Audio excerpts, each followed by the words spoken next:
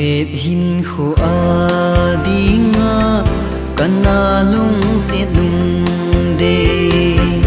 lung mi in alang zinge lam lung dia ki tep na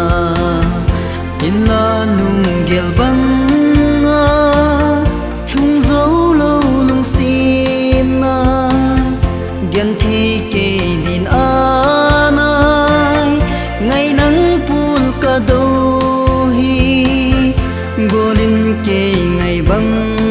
in nei hin ngai le chun o nung sit nan lep zon tin pul do na bang ta nge anai anai ka hin kho hi gelin na silunga lang lâu hâm kata sahi abe tiếng le golin het thi mayo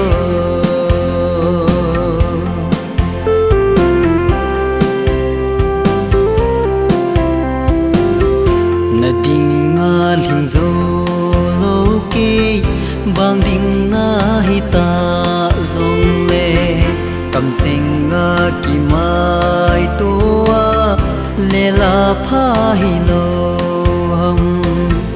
hết man lo và khian na ding chit thi ne in thot hi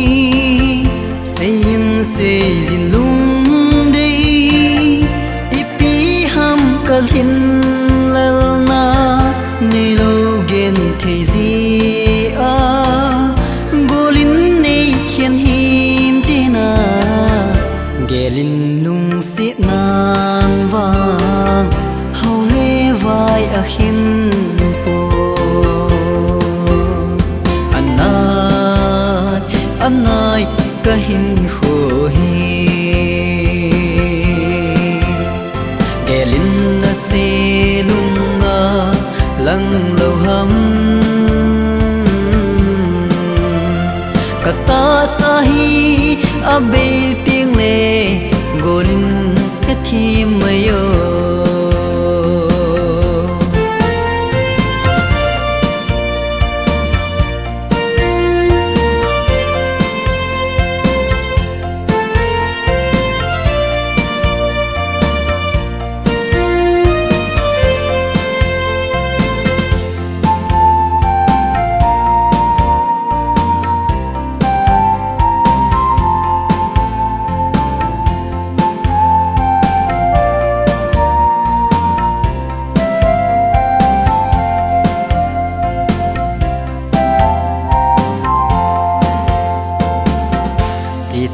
chi tan lam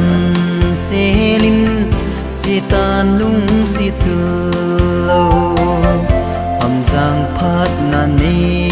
mai tan na lung dei ka lol hi phat khat ting ka lung dei tin nei hin gel do hi in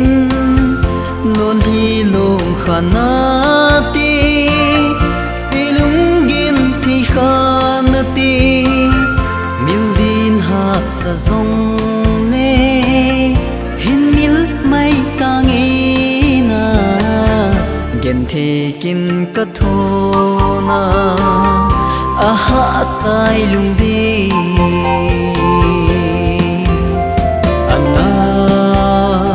anai ka hin kho hi silunga lang lo hum kata sahi abe tiếng le golin het thi